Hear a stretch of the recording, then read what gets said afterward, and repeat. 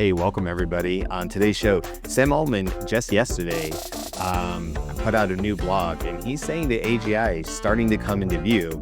And he had three key observations. So we're going to talk about what they mean for the economics of AI, and really just the conversation today is, but are we ready as a society for the benefits and the consequences of such a rapidly evolving, technology? Or as he says, AGI really is just another human tool. So that's what me and Beth and whoever else is here today is going to talk about.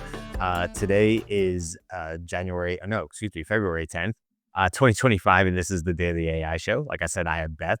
And I'm Brian. We'll see whoever else pops in the door. Hello to everybody in the comments. That Gareth and Justin are already in the comments as well. Thank you guys. And so Beth, I think this is interesting. This is, one of these shows where we kind of pivot a little bit because something comes out within the last 24 hours. You'll go, ooh, that's really interesting. Let's talk about that. So maybe the first thing we should do is just sort of break down what these observations are, and then we'll overview them. And then maybe we can break into each of those and kind of get the conversation going from there. Yes, except I want to say up front, one of the reasons that this is an important conversation is because Sam actually is very calculated about what he posts and when he posts, right? So more than actually a bunch of Dario is also really calculated. He doesn't speak very often, and when he speaks, like, you should totally listen. And this kind of blog post that is essentially, "Hey, y'all," right? Like, we're seeing something that we think have these potential consequences, and he doesn't go really detailed into that. We want you to know he did that, like, 8 months before, ChatGPT was released. Like, he has a tendency to do this kind of thing, which is why, yeah, when Altman talks in this kind of way, because this wasn't like a cryptic tweet. This was like, "Hey, these are my long form thoughts. We I would like to share, commence talking." So, yes, that's the main reason that this is a really important conversation, and I suspect it will be had all week, around the AI bubble. Um, I, I would say I agree. I'd push back on it a little bit, Beth. Yes, I believe they are calculated. I agree with that. But no, I don't think Sam is trying to w- like give us a heads up of something. I think maybe back in the day, I would have said that. Now, um, they have a brand new chief marketing officer. They with everything that came out with DeepSeek over the last 2 weeks and how we've already seen some reactions from that, and maybe we saw some faster, model releases than we would have. I don't know. Anybody inside of it, OpenAI would have to tell us whether they were already coming out anyway or whether they were pushed up faster because of DeepSeek, and we sort of heard Sam say we're gonna speed up our side of it, almost as a let us show you what real innovation looks like, not just a copycat of a language model, which is, you can read the subtext, you can decide whether you think that's what you believe or not, but that's kind of the way I saw it. And so I don't know. I mean, yes, calculated, I agree there, but no, I didn't read this blog from Sam as, and this is like 16 hours ago that he put it out, that that it was like, "Hey, I need to warn you about AGI." I think this is, like, very much in line with what we've seen him do in terms of the current administration, figuring out how they're going to secure money to do the things they wanna do. So if he keeps coming out as somebody and saying, "This is what it takes," then he's, to me, drumming up support for, hey, when you see us go ask for this extra $1 billion, this extra $1 trillion, when we say things like that, remember I wrote a post and I told you guys, like, this is what it takes. This is what it takes to reach this next level. And it's important that we do because we don't want this to fall into the wrong hands. So, we have a goal here, but everybody should agree with our goal, right? I mean, what we're trying to do is AGI for everybody. So if we're trying to do AGI for everybody, I just kind of need everybody to get on the same page with us, which is that we need to spend a lot of money. This is how it does whatever. So anyway, that's my opinion on it, but that's the take I got from it is this is strategic. And I think even more so in the last couple of months, I feel like they're not as haphazard as maybe they felt like early on, where if the Sam put out a post, you kind of went, "Oh, did he?"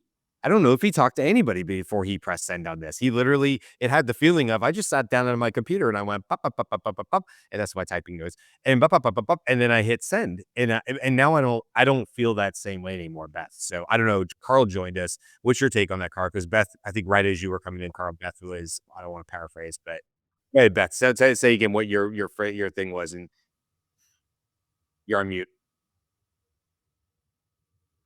I'm saying, when Sam puts these posts out, like he did, in terms of like, "Hey, we're gonna need to talk about the job market," before ChatGPT came out and those kinds of things, it's important to, pay attention to what he's saying because he's very, um I think I did also say calculated. Brian is seeing this in a different way than I am, like, he riffs off periodically. I'm seeing this as a, as like a heads up. Yep, some stuff is gonna change and you all need to be doing something, or at least knowing that things are going to change. I'm very much in the Paul Raitzer, listen when Sam speaks camp. Uh Calculated, just wanna clarify. Calculated, I agree with. It's just that I think there's calculated, not, "I'm trying to tell you about something coming, guys." I think it's more corporate calculated, that's my point. When Sam speaks now, I think there's a lot more corporate behind his voice than there was perhaps in the past. I could be wrong about that, but that's how I take it. Carl, what's your sort of as you read this blog, what was your sort of, first initial thoughts? Is this Sam trying to, make everybody more ready Okay, for AGI? Carl, what are your thoughts? Is plenty. No ceding the conversation. You've said like he knows our points. Carl, what because he I disagree, but go ahead. If you wanna cut me off, go ahead. I just I don't know, I read it and I'm like, "Oh, okay. Um, thanks for the note. That's great." It didn't really give me any, like, new or facts or data for me personally. Maybe for I don't know who his audience who he's trying to reach. But what I was thinking is the best places to reach, like, to see what he's really thinking are those Reddit AMAs because there's no filter. It's just Yeah. bang, bang, bang, and then talking about stuff. I'm like, "Oh, perfect." Um, Has he done this recently, Carl? yeah, he did one right after the deep research release. I think that really right. I'm only aware of one from, like, a couple months ago. Yeah, he did. It was pretty good because he was saying a bunch of stuff. He was like, "Well, this is what it is." Something like he was on stage at in Berlin. Was it Berlin or Paris? I don't know. I think it was Berlin Wasn't he in Tokyo? or Tokyo. There's a bunch of places where he was in because weren't they in Germany? Didn't he open a new OpenAI office in Germany? Yes. Yes, that was it. He was there, Yeah. and they took pieces of him on a. Oh yeah, it was. It was a what was it? It was a live panel. It was like super early in the morning.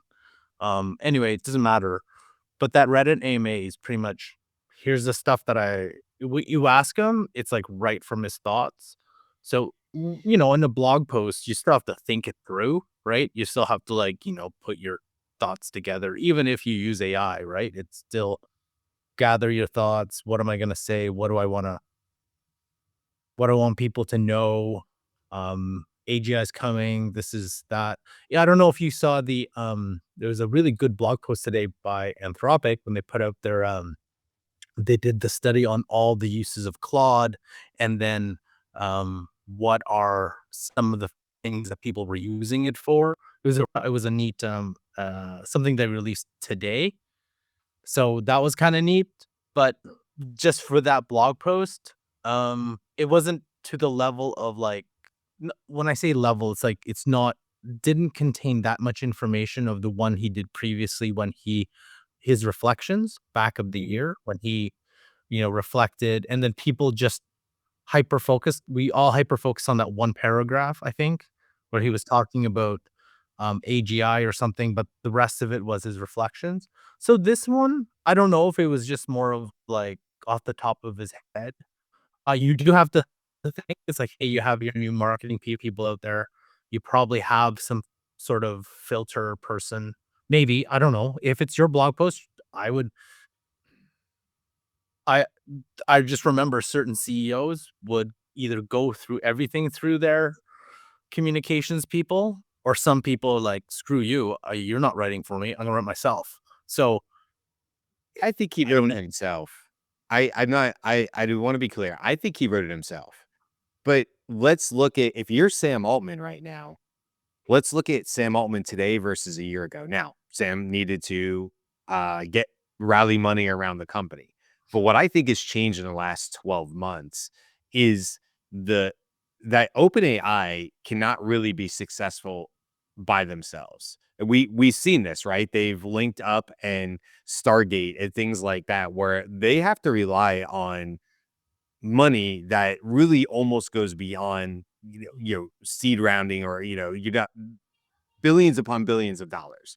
And so strategically, if he wrote the blog himself, what I'm saying is strategically, he still has to garner a lot of support from a lot of other industries, not just Microsoft. Microsoft ain't going to get it done. They don't. This is the crazy part. Microsoft doesn't have enough money, and nor does OpenAI, to do the things that Sam Altman needs to do to reach AGI. And he kind of talks about it in the three parts in here that let's get to.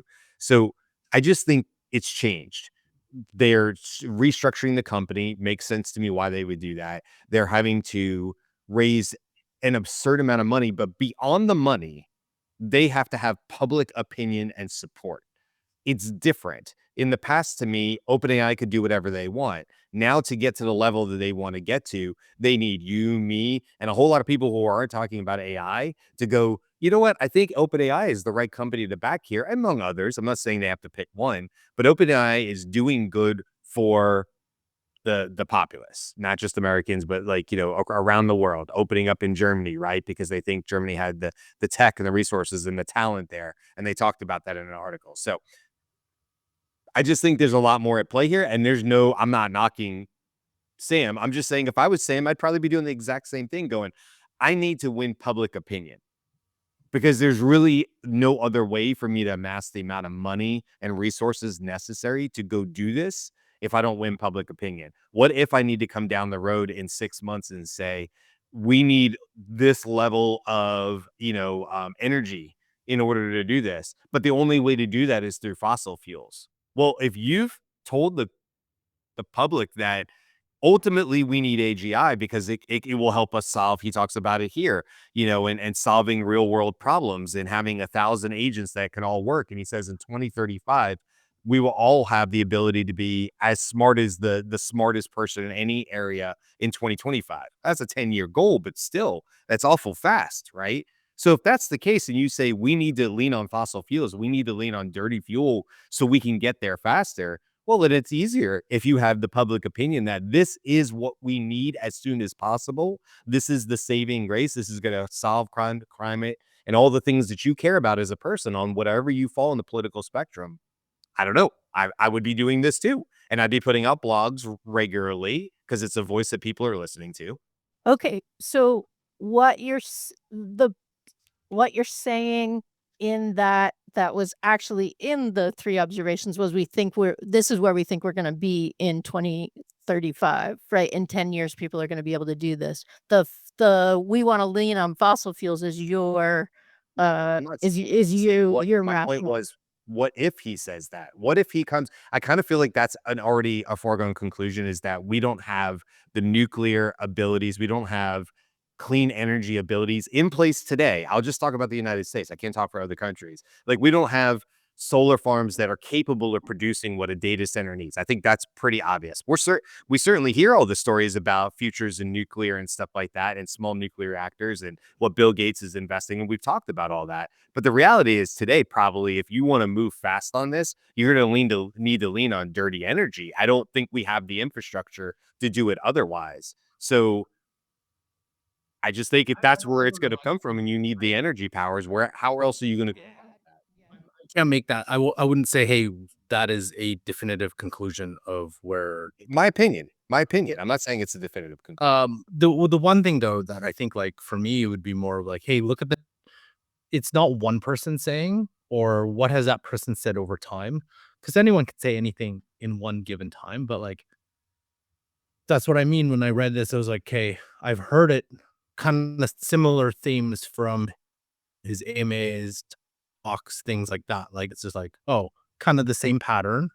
if there's something different, then you kind of perk up a little bit. It's like, okay, that's a little different. But like a lot of this stuff has kind of been similar over the past like month or so. AMAs, any clips, any panels, those kind of things. So it's okay. But then if you really want to take it from a whole industry perspective, you kind of want to listen to all the voices. It's like, okay, so what does Jan LeCun has said recently?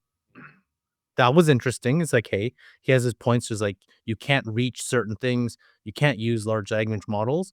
There are certain things that it needs that goes beyond what large language models can do in terms of true the definition of AGI. So he lists that out. I'm like, okay, that's interesting. So what, but if you take it as a whole, I think about like polls, any type of polling for any kind of reason. One snapshot poll doesn't mean anything, but if you have like if there's a trend line, it's like, okay, that's where we're like everyone's excited about AGI because it isn't just one person, it's a whole bunch of people. Right. I think that's fair. There's definitely a trend to AGI. Here's us, everybody's like that. It's funny because even Gary Marcus, right? He's like, oh, the one of the biggest detractors of what's happening, even he said, okay, that's actually pretty good. It's like he even readjusted some of his timelines too. So you have multiple people saying it's like, okay, we're on to something a little bit different or something. And Brian, I would agree. It's like, so OpenAI, their goals where they seem to be wanting to go requires a lot of partnerships from a lot of different people, financially, resource wise.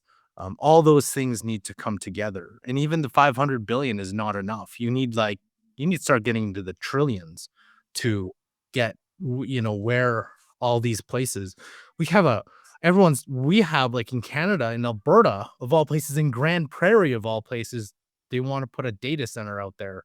Like, I think it's a $70 billion data center, and that's where everything is, right? It's like we need data and we need energy to power half of this stuff. So where in the world can we get it?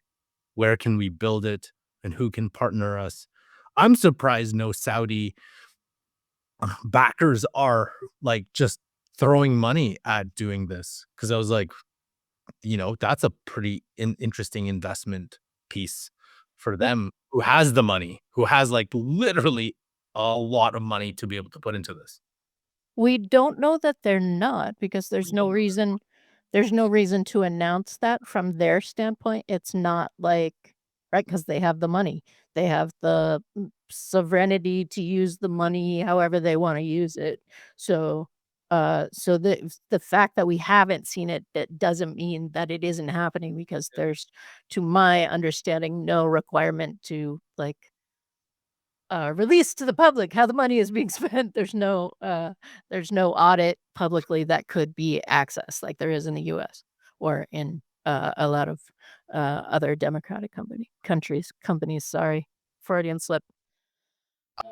Do we want to I feel like we've gotten 20 minutes in the show and we haven't even said what the three observations are. Can we pause real quick and talk about what Sam said are the actual observations? I could either bring it up on screen or I could just read. Oh, you guys already talked about. Let's No, bring we it never up got on to it. screen.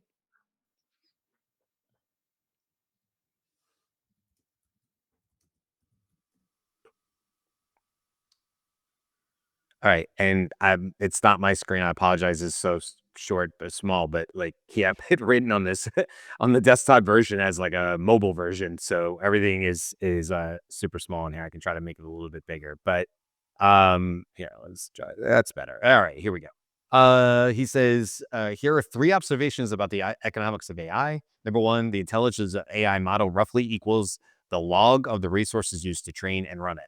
These resources are chiefly training compute, data, and inference compute. It appears that you can spend arbitrary amounts of money and get continuous and predictable gains. The scaling laws that predict this are accurate over many orders of magnitudes. That's number one. Number two, the cost to use a given level of AI falls about 10x every 12 months and lower prices lead to much more use. You can see this in the token cost from GPT-4 in early 2023 to 4.0 in middle 2024, where the price per token dropped about 150 times in that period. Moore's law changed the world at 2 times every 18 months. This is unbelievably stronger. And number three, the socioeconomic value of linearly increasing intelligence is super exponential in nature. A consequences of this is that we see no reason for exponentially increasing investment to stop in the near future. If these three observations continue to hold true, the impacts on society will be significant. Now, he writes and talks about other things. In fact, down at the bottom was just to give uh, a direct quote. Quote, anyone in 2035 should be able to marshal the intellectual capacity equivalent to everyone in 2025. So that was the quote I was referring to on that part as well. Now, there's a lot else on here, and you guys might have also seen that there was some nods towards open source in there as well. And I don't think those should go without speaking to as well. But I don't know where you guys would, we can go back to the three observations, because I mean, the three distinct ones. The first one being about the log or the resources of what it costs to train. And he calls out compute, data, and inference compute, which is really what I was talking about, what it costs. But at the same time, the number two one, hey, the costs go down exponentially here. And then he's also talking about how quickly it goes down and how it sort of blows Moore's law out of the water comparatively.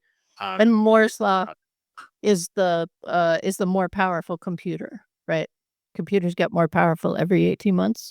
yes, like they double in power every 18 months, but I'd have to go look that up exactly. But yes, that's what he references. And then the last one, the socioeconomic value of linearly increasing intelligence is super exponential in nature. Right. So I know when I read a bunch of articles about this, people were really calling out that last one. And he says the consequences for we see no reason for exponentially increasing investment to stop in the near future. Also, So going back to you need bucket loads of money is what that really says to me. is super exponential, like, is that a mathematical characteristic, or is that, like, really exponential? Right? Like, My guess would have been the latter, but I don't know. I don't know enough to know if super exponential is is a defined term. yeah, because those, like, if super exponential is, like, exponentially exponential or something, or maybe that's what even if it was the latter, even if it's, like, really very exponential. So if you know this in the chat, please toss it in. Um, because that seemed to me a strange word to describe it, but, we don't really understand, like, we don't have a visceral understanding of exponentiality the way we do of doubling, right? And so, if it's even more exponential than exponential, we're not gonna have more of an understanding of it. Apparently, there is a mathematical function for this, Beth. This is the Google Labs AI overview. So I just want to be clear where I'm getting this from. But super exponentially means increasing at a rate that is faster and faster. I think we got that part with an exponent inside the exponent. Yeah, so it is. It's a mathematical, yeah. And there's a formula here. It wouldn't do us any good to read it for me to read it out. No, please don't. It's the examples. Oh, it gives us examples. Let's say, okay, super exponential growth can be used to model the COVID-19 pandemic. Super exponential growth can also be used to describe the rapid advancement of technology. So, well, Okay. not super helpful there, but super What is it?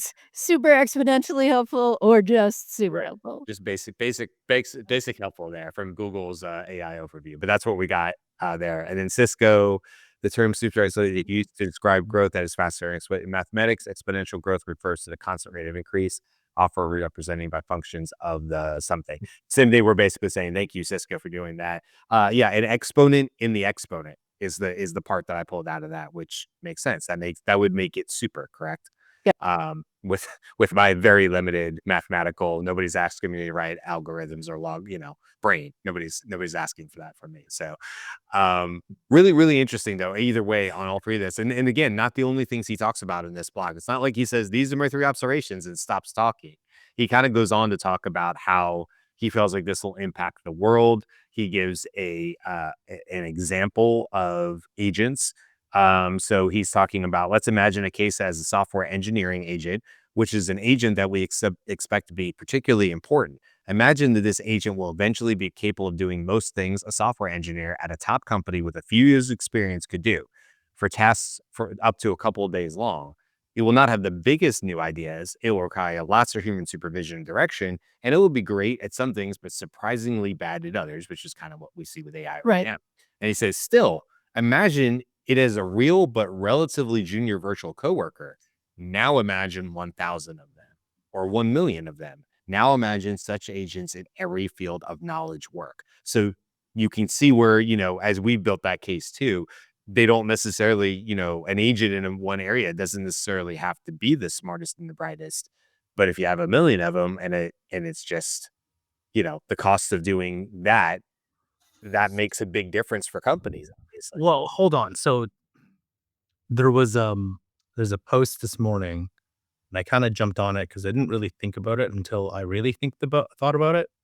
So I think Wrigley was saying how he was using deep research. He didn't know anything about Google Ads. So he would just feed all the data that came out of essentially Google AdWords into O1 Pro every day and asked him in so many words, what should I do today? Yeah. And it's him, and then he would just apply that to Google AdWords. Mm. And it's a small sample, but I was thinking, hold on a second. Let's take it one step further. There's a whole bunch of paid media agencies out there that do this.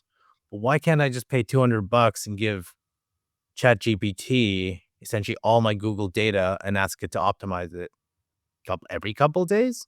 Yeah. And literally say, hey, how do I do this? Oh, and it's easier because Google AdWords is very, the creative involved with it. It technically could all be done through AI because it's AdWords, right? That's it. So I was like, okay. And then obviously we've heard about like, hey, this thing is as good as this research person, analyst, so on and so forth. But I was like, then I started thinking, wait a minute, what about RevOps? Technically, you're looking at all your revenue data and just reviewing it. And with deep research, right, you can just switch models. Let's say you use 4.0, you can upload a bunch of CSVs. So just output the CSVs every day and just have it run that and say, hey, or every week, right? B2B a little bit longer term, but you can do that. So I'm like, why do I need all you RevOps people when I can do this myself? And then started thinking, what if I uploaded my entire sales, like if I'm a B2B company, all my Salesforce data, all the data I have from SaaS? So it was like, wait a second. Wasn't back to the one person, $1 billion company. Hey, I'm going to create this, I don't know, I'd say a custom GPT. Let's not, I'll just use the term, but maybe he's not the term up to be my chief financial officer.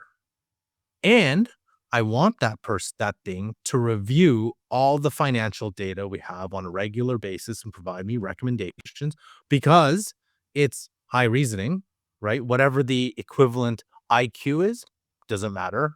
It's still smarter than a lot of CFOs. Can I say that? I'm sure some CFOs would get mad, but like, well, not from a all over perspective, but maybe a data analysis perspective. Sure, I'd run that. And then I was like, so when you're talking about job impacts, it's like if people started realizing what they can actually do with this, that's job impact right there. In fact, any businesses, I would see, hey, why wouldn't you, if you're running paid media, go get yourself a ChatGPT $200 pro account for 1 month or two. It's $400. If you're spending tens, 20s, 30s, $50,000 a month on paid search, which a lot of companies are, 1 million, 2 million, I'm sure $400 for $600 over 3 months is fine. Get one of your team to do shadow it.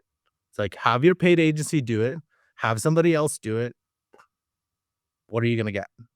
It'd be very, very interesting. Because I would love to see at the third month mark, it's like, yeah, we're getting pretty good results. Yeah. Do we really need this? Which I think is part of what this blog post was saying is like, hey, there are gonna be big things happening in society about this. Like several of the big frontier um frontier model people have come out and said various versions of that. Hey, I think we're going to need a new social contract. Hey, I think we need to understand the impact economically.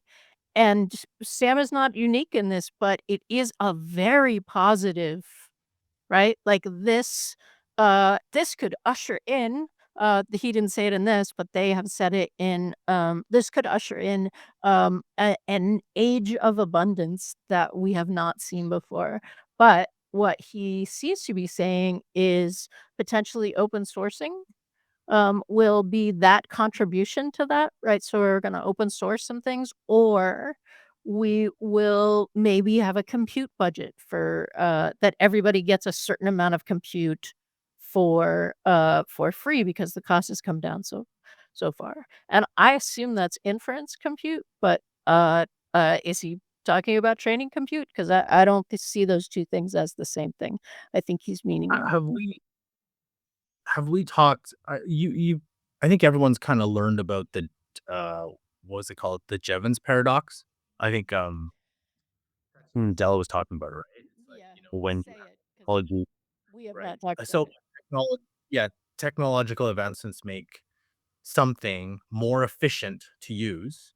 The Yeah. cost, um, it becomes actually higher because more people will be able to use it, right? So like electricity in the past, so things that would have been more expensive, even if you cut that cost. So that's what he was talking about in terms of when we were talking about last week about like a deep seek where, yeah, it's, the cost of that's going to go down, but it's actually still good for Jensen because now more people are going to need to use it, which inference costs are going to be even higher. So you're going to need more NVIDIA chips. So that's so when Sam's point about the cost of AI falls, yes, it falls, but now more people are able to use it because of that drop, which Mhm. means there's more requirements for it. Hence, Right. argue all that other stuff. So it was an interesting because the argument was, oh, we don't like, it doesn't cost anymore as much because, this Chinese model now does this. Like, well, now it's even like the access is even easier. More and more and more and more. It's easier to access through all the different models, open source, closed source, doesn't matter. Everyone has access, but that means with everyone access, there's still things that you have to do to ensure that everyone can get the level of access. Because I'm still seeing elevated risks, or even just with OpenAI stuff, right? It's like, oh, political shutdown, whatever it is that is happening sometimes. That's just because there's more and more people on on it. I can only imagine, no, like Anthropic and others don't have that many issues just because they don't have as many people. Mhm. Make that assumption. Yeah, it seems like one of the ways that, that people are coming into this, well, alright, let me say that differently. The environment in which this blog post comes out is people saying, "Oh my goodness," and we're doing a show on it tomorrow, ChatGPT Pro is so much more valuable, right? You get more than the $200 of value, which is what you just said also. We also have the context of people saying, "Hey, this model was trained for this amount of money. This model was trained for this," like, the story over the weekend was, students or professor trained something for 50 bucks, right? Mhm. So while it is, like, that's sort of like the second chapter or the also kind of thing, because you're right, Brian, in terms of needing to be first, that seems to still be, in this context, order of magnitude. If it was 10 billion, then it's 100 billion. If it was 100 billion, then it's a trillion. Now we're looking at 10 trillion, right? So those are the amounts to get to the next level. But is someone 2 months later coming out and saying, "Oh, no, I did it for 50." What does that do for the, right? Or can that $50 jump, I don't know, how many $50 jumps does it take to mean that we don't have to spend $10 trillion on this? Well, I That's think Carl an interesting. pointed this out too. Like, Okay, you did it for 50. What does it cost you to continue have people have continued access to it? That's a Mm, cost, right? And that's difference. That's an inference cost versus the initial cost to train. And so yes. Also though, what did that 50 get you? If it got you a carbon copy of another model where prices are continuing to drop, what was that valuable to the end user? I mean, it proves that models of similar ability can be trained for cheaper, but also is an OpenAI and all the other major competitors doing that already. They're already showing that they can create 4 O's in place of 4s and in place of mm, 3.5s and in place of 3s and whatever comes next. And now we're seeing this with video, which is a great example of how, what it would cost to produce a 10-second video a year ago.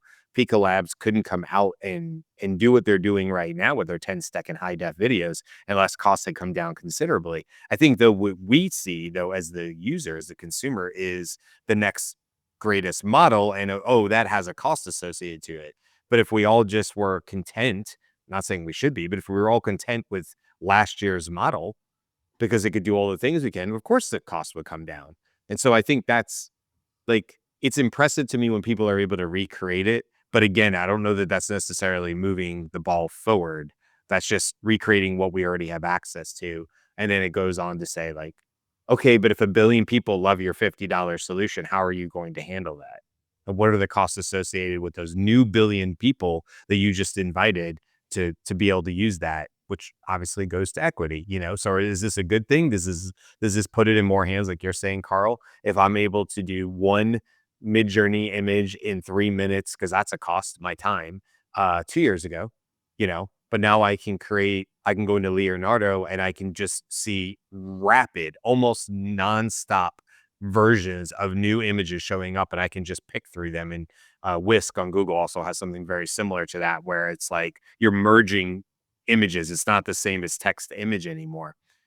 Now that that exists, I go, okay, well, yeah, now I was going to make this PowerPoint and use 1 or 2 AI images, but hey, now there's no reason I can't put 32 in there in my thing. And I can't, well, maybe there's no reason I can't just make a video. Maybe I'll make a splash video instead. Never mind the PowerPoint. That's just where my limitations were yesterday. But now AI is allowing me, for the same cost that I could do 10 pictures last year, I can now do a minute and a half video, and that might be better for my company for the presentation I'm trying to make. Maybe it's not even a PowerPoint anymore. So yes, it ratchets it up, but like it's what the companies, the frontier models and the companies are doing. Now, if DeepSeek or one of these comes out and they have fundamentally put it out a model that is better than all the frontier models for cheaper, then I think I would be more like, whoa, hey, look, this is something everybody needs to be paying attention to.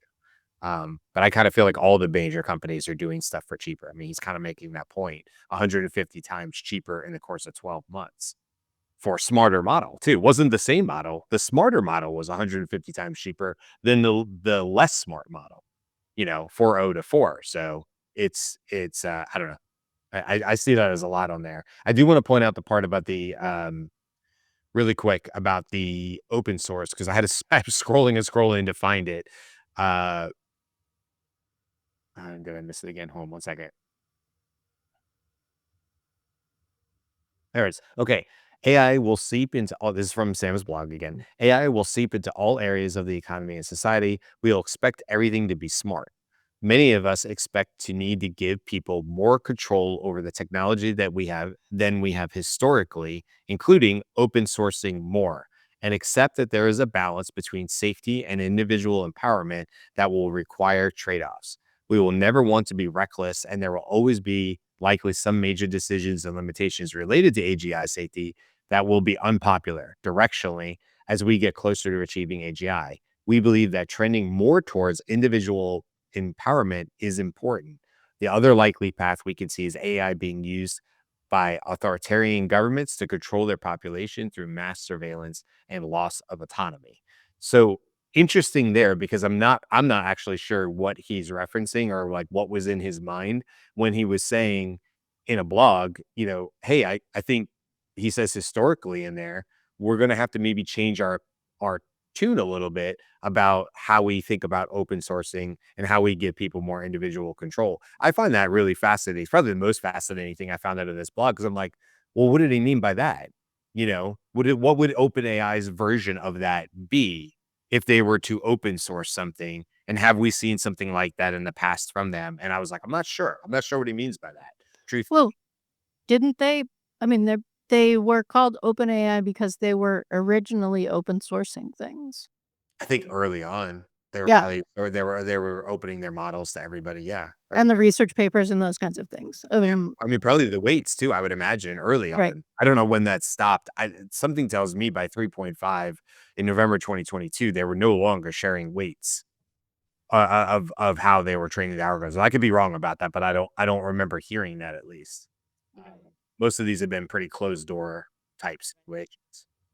So Garrett's bringing up Gareth number 1, 2, depending on how we count them by the order in which they join the chat, is saying that's a bit crazy. AI surveillance for governments as he is working with the government because OpenAI did come out with a government ChatGPT. Um, and Elon has X, right? And Elon is also doing things within the government as I think it's Doge, but it's not. It's Doge, Well, whatever it is. DOD, Department of whatever the G is, I forget. But yeah, it is Doge still, isn't it? Look, China's been doing this for years, guys. Somebody said 1984 in the comments. Well, yeah, of course, Big Brother, right? That's what we're all going to think of. China's been doing this for a while. In fact, if I'm not mistaken, in China, there are even things like social ranking or something like that. Whereas are you being a good human, essentially? But if I was to be in China tomorrow in a major city, I would have just assumed that my face is being tracked everywhere. Facial recognition, quite literally anywhere that I am. I would just assume it is. Yeah, I don't know how you could be there or not. So the question is, as they move towards more AGIs, these abilities, yes, I agree that they would just use that on their own people and have a true authoritarian regime, more than they already do now. And maybe if China has that, maybe they can sell that to other countries, with the idea that China also gets to listen and watch, right? Like, oh, you're a poorer country, you can't put this in. Well, we can put this whole infrastructure in for you, for the low cost of us also being able to monitor everything and all facial recognition, so this is but my point is this is already going on in governments. Obviously, AGI for sure could make this much, much worse. So one thing though, and has nothing to do with from an AI perspective, but whenever I talk to friends who live in China, they're when they talk to me about the media that they get versus the media what we get and what their media talks about, and I don't know whether this feels a conspiracy or not, is more of like we have a very it's like China does this with our data, like you were just saying, but then they say a lot of their media isn't about anti-American. It's more of like, oh my God, they can do this in America. That's amazing. That's what they say to me. Mm. So I think like maybe the assumption, oh, everyone's tracking my face. I don't know if that's true or not, but the way we've been shown it, like it seems the implication is they track everything. But then when I talk to my friends in China, it's like not, it's different. So Yeah. and I'm just drawing that out as a more of an observation. I don't know what's fact, like what's true or what they can and can't do, but it's just like the way that they're perceived versus the way we're fed some of the stuff is a little different. So that's it. And so we sometimes I'm thinking we are making assumptions that maybe they're not doing or we're not doing. I don't know. But it's just the way that it's interesting, the way that we've seen that level of like, hey, security, that when on that side, they're like, it's different. So I don't know. I just want to No, it's a good call out. I mean, I went to look at it because I wanted to get the right name. It's called the social credit system, China's social credit system. And I even think this is the original news piece I saw about it, right or wrong on that, whether it was biased but it was from 2019. I'm like, yeah, that sounds about right. I remember seeing this several years ago, way before we were talking about AI and, ChatGPT and things like that. So, using facial recognition technology. to work and rank citizens in a social credit system. So I'll pause there because I don't want to speak on something more than I know on there. And you're right, Carl. Obviously, what information you get depends on which side you're getting the information from. But anyway, whatever that technology is, or whatever the intention of that is, it definitely feels a little more one in 1984 Big Brother. And I think we can agree that what Sam's talking about in his article um, would only make that easier for governments to do. Now, the flip side of that is to say, well, things like Starlink, things like more access could give these technologies faster and without block to citizens. And Mhm. so that could also be an equalizer as well if more citizens are able to have, unrestricted access to these technologies. You can imagine if there wasn't a way for the government to necessarily block somebody standing wherever they might be standing in the entire country, and they're able to get unfiltered access to 1,000 assistants. What does that mean? And how does the government, who traditionally has been able to block that, how does that change? If they're not able to block it, essentially, if you can't block the sky, if you can't block the signal, how does that change if that becomes a reality? And I don't know the answer to that either, because I don't know the technology as far as what a government could or couldn't do in those situations. I just know it's a lot different than saying an Ethernet cable, where the government absolutely has full power and control to block or manipulate anything coming through that Ethernet. Many countries do that, where they restrict access. Well, I mean, U.S. restricts access to certain things, right? So, what happens if everybody in the world, talking about equity and equality, what if everybody has this access? What does that mean now? So that goes back to power because, it doesn't matter if you have access if you can't access the power to run it, right? Like, I mean, you can give me Betty Crocker cake mix, but that doesn't matter if I don't have eggs in an oven, right? Like, that's not a thing. Um, So Justin's water also cans, you can't eat that with water. I know, but as a kid would try that. I would be like, yeah, eggs. Who cares about eggs? I just put some water in it.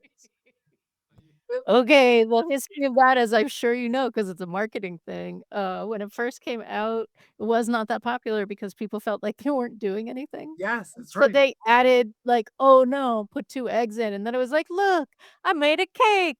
Look, I put the eggs in." Yes, you probably can do it with water. Justin is also pointing out that we're still, like, in memory problems, and AGI should actually, if we want AGI, it needs at least goldfish level memory. Right now, it's Einstein 1 minute and a toddler the next. Yeah, absolutely. So, yeah, that's also a little bit of, like, um pie in the sky kind of thing, like, okay, so in this future where we have, like, really big context windows and it, doesn't get lost in it, it remembers what you've talked about, maybe it automatically summarizes. um, I'm in that place where I'm starting to feel really frustrated, like, okay, I want you to summarize the conversation so I can take it to another, chat, and it's like, "No, no, that's not what we talked about, don't summarize it way, right? Like, that's more work than it's not saving me work at that point. And the flip side of that, Beth, is that goes right back to Carl's point about, the easier and cheaper it is, the more we all use it. And so that's a good example of that. You need more memory right now in the things you're doing because you've gotten more memory and because the models have gotten smarter. So it does kind of play right back into that whole area of like, yeah, as these become cheaper and more available for all of us to use, we all use them way, way more than we did. And I'm sure I'm probably only at 20, 30% of what my future day-to-day full AI interactions will be. I'm probably sitting at like 20% or something like that right now. And I feel like I use it nonstop. I went very quickly from having it occasionally open in a tab to never closing a tab to, if I'm being perfectly honest right now, I have ChatGPT because the businesses that I'm in their team accounts.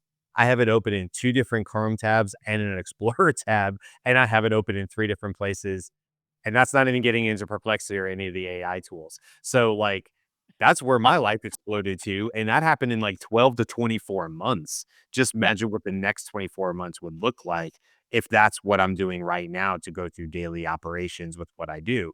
So, and look, Yeah. I just wanna bring this as, like, sort of as we wrap up here. He says at the very top, Our mission is to ensure that AGI benefits all of humanity. They've always said that. Systems that start to point to AGI with an asterisk, which I'll come back to, are coming into view. So we think it's important to understand the moment we're in. That's how he starts the blog, right? So, and I think the rest of his blog, honestly, for whatever we believe his intentions or who helped it, whatever. Like, I believe that part of it is like, let's talk about this more often because we're starting to see it come into view. That's not to say that there's not memory problems, compute problems. That's not to say that we don't have data center and energy problems and all the things that are going to have to be solved along the way for this to maybe have huge impacts. But as he says, like, it's coming into view. So we're starting to release agents. Carl had shared, I mentioned in the newsletter, but Carl had shared about, OpenAI for sales, whether that was just sort of a one-off demo or that's a real thing. I'm not quite sure, but somebody was up on stage demoing it in Tokyo, and talking about how you capture leads and OpenAI can just handle it from there and send out emails that are highly personalized. Well, it definitely cuts into the world I'm in, right? So, like, he's right. We're seeing this come into view more and more in 2025, and we're only in February. We're 10 days into the second month. We're 40-ish days into the year. Out of 365, we barely scratched the surface, and this is where we already are in 2025. So probably a well-timed blog, if nothing else. And the only thing I wanted to say is he says AGI asterisks in here. So I just want to read this at the bottom because I thought this was very Sam. Yeah, this is the asterisk. By using the term AGI here, we aim to communicate clearly, and we do not intend to alter or interpret the definitions and processes that define our relationships with Microsoft. We fully expect to partner with Microsoft for the long term. This footnote seems silly, but on the other hand, we know that some journalists will try to get clicks by writing something silly, so we are preempting the silliness. That's how the blog ends. So it's like this really serious blog about this is what's coming in AGI. And also, like, we already know the move you're going to make here with your AGI speak in, Microsoft terms, and we're preempting it, with an asterisk at the bottom, which I think is funny. And Like, so that was all him or somebody else told him. Wait, I think that's funny. and doesn't it end with a ellipsis, like the dot, dot, dot? We're preempting the silliness, dot, dot, dot. It does dot dot dot. I Yeah. was like, yeah. And so, like, there you go. Do with it what you will. Yeah. Sort of like, I don't know. It's that fun side of it. It's not always serious, and you're like, yeah, we already know you guys are gonna do this. You're gonna pick this apart. So my point to that is too, like, there's a note at the bottom saying, like, we're fully aware you're gonna pick apart my blog, which makes me think these blogs he didn't write it yesterday. That's all you know what I mean? That going back to that point, like it has thought and intention behind it because he's already saying at the bottom, we kind of know what you got the journalists are going to do about pulling a word here or pulling a word. Well, hell, we're having a whole conversation about it today in our interpretation of it. So totally makes sense to me. Nonetheless, it's an interesting blog. You can go to it, but go on the blog.samaltman.com and I'm sure you'll pick it there, but it's also called 3 Observations. If you want to read through the whole thing, it's a good read. It's not very long. We had a lot of the highlights, but there's some stuff in there we didn't hit as well. So make sure you go back and check that out if you like. But yeah, more to come on that side of it as well. Tomorrow, is ChatGPT Pro really worth the money? Well, we have somebody here who has it. I actually have a few people I know who have ChatGPT Pro as well, and I can talk to their experiences so far. But we'll talk about that. $200 a month. What does that get you? Why might that be valuable? I think Carl's talked to a few of those points. So we'll talk more about that tomorrow. And then we have the rest of the news on Wednesday and the rest of the shows the rest of the week. So make sure you come back. Oh, yeah. And Friday is our 400th show.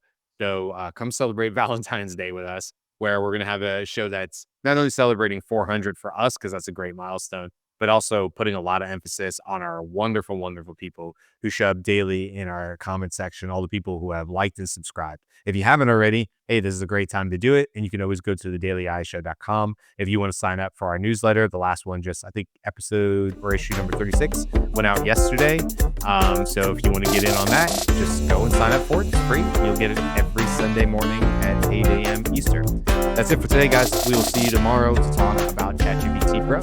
Until then.